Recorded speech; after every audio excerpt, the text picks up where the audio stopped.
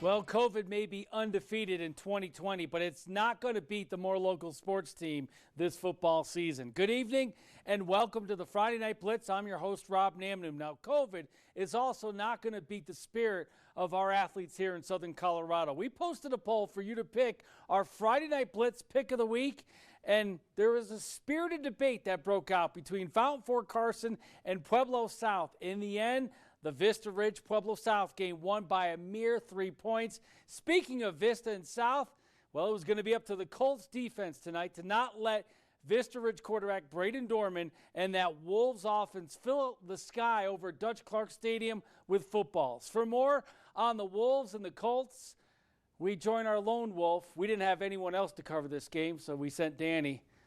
Do your best, Danny. Thanks, Rob. Appreciate it, man. Yeah, it was a lot of fun out here. You know, the funny thing was going into this game, you kind of thought it might be irresistible force versus immovable object. The irresistible force, of course, being Vista Ridge, immovable object being Pueblo South. Well, it turns out both these teams show what they could do on both sides of the ball. Both teams trying to secure playoff spots. There are no guarantees because of what's happening right now with COVID. You have no guarantee if you're going to be ranked in the top 8. So the only thing you can really do is win. So let's go to the highlights. It's our Blitz pick of the week. Vista Ridge and Pueblo South. And I'll tell you, if you wanted a good game, this is exactly what we were hoping for our game of the week, Rob. This one did not disappoint. Braden Dorman early on has his pass tipped and intercepted by Luke Garrienti. And Garrienti with a good return inside the 25-yard line. That would lead to this. George Longoria into the end zone for the touchdown. 7-0 Colts. Back comes Vista Ridge. Braden Dorman up top to that's Ruiz. Jaden Ruiz the touchdown, and it's 7-7. Then back comes Pueblo South, Luke Garrienti. So he had the interception to set up another touchdown, and then here he is with a 71-yard touchdown catch. It's 14-7. Back comes Vista Ridge again. It's a marathon as he goes upstairs, finds Isaiah Garcia. We're tied at 14. Second half, after another George Longoria touchdown, the Wolves are down 21-14, and here comes Keon Burris, and Burris is G-O-N-E, gone. That is a kick return for a touchdown, and we are tied at 21. Later, we're tied at 28. Longoria, his fourth touchdown of the game. It's 35-28. There's the cannon. Last chance for Vista Ridge in the fourth quarter. That's an interception in the end zone by Jace Bella. They would make a couple more stops after that to secure the win, but Pueblo South wins this one 35-28 after the game. The players excited. Last week we said it was the start of playoffs. We said we had to keep winning and win to play on. That's how we just think about it. We're just going to play, and we have to play to win. It was for sure back and forth, and that interception was big.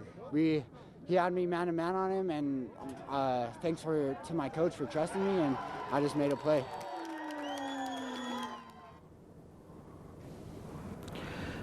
Yeah, Rob, what a statement Pueblo South makes by winning this game. You know, they had 2 games lost because of COVID. They basically had to be in playoff mode right from the get-go. They managed to hang in there.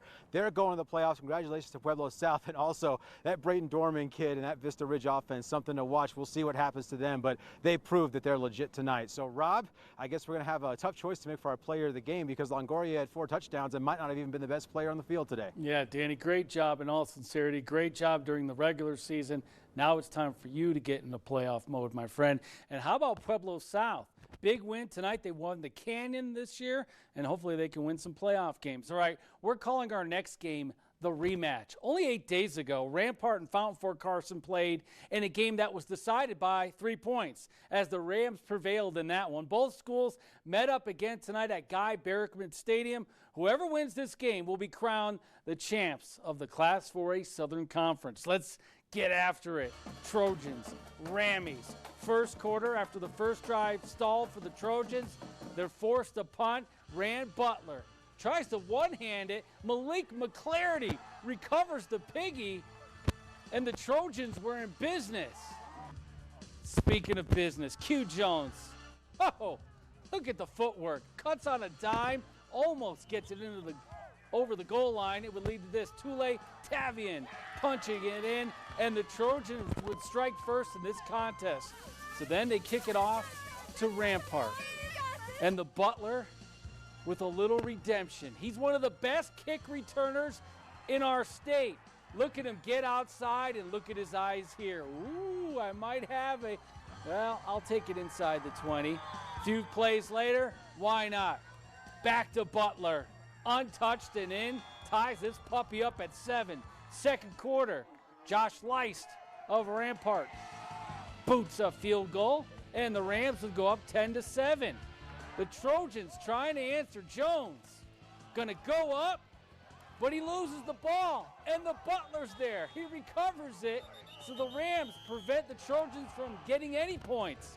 But the front seven of Fountain Fort Carson tonight, fierce. They almost get Cale Cormany for safety there. So good field position for the Trojans once again, and it's Ty Fave.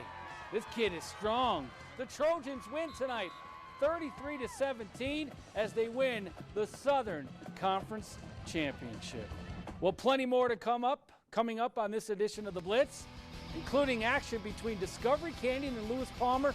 Both teams in search of their 4th win of the season. Find out who would pick up the dub next on the Blitz.